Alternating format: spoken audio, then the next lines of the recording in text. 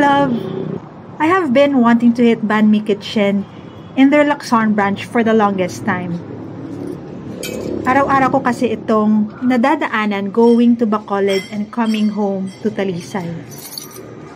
It is located just above the Shell Select shop, right in front of the Robinsons Mall. Paakyat pa lang ng Banh Mi Kitchen, makikita mo na how festive the place is with the Christmas decors. They serve banh mi, Vietnamese coffee, meron din silang pho, or yung Vietnamese soup. Pero of course, dun tayo sa banh mi kasi dun nga pinangalan ng kanilang business.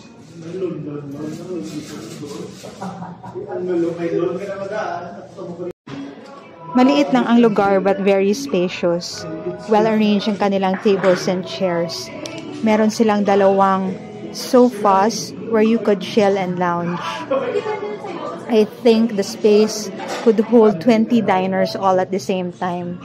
Of course, dito tayo uupo sa tapat ng Robinsons Mall so that we could observe passers-by. This is how Banh Mi Kitchen looks from where I am sitting. Hello daw, sabi ng elf na nandito sa aking table. So I got the classic in full size. This is 199.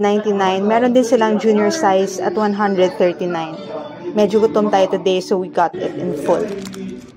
The classic has Vietnamese ham, roast pork, pate, cucumber, pickled relish, carrots, mayo, hoisin sauce, and cilantro. Isa sa mga sikat na Vietnamese food ang banh mi, and ito ay isa sa mga influences ng France when Vietnam was still a French colony. A banh mi is composed of an airy, crunchy French-style baguette, tapos nilalagyan ito ng mga combinations of meats like pork, chicken, pwede ring ham, sausages. Sa menu ng Banh Mi Kitchen, meron din silang Wagyu beef, and then pwedeng lagyan ng fresh vegetables or di kaya pickled vegetables, and then combination ng mga sauces.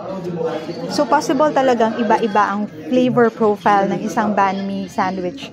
Depende dun sa ingredients na nilagay sa baguette. So pwede itong sweet, salty, savory, pwede ring sour. The herbs and possible sauces could give the aromatic flavor.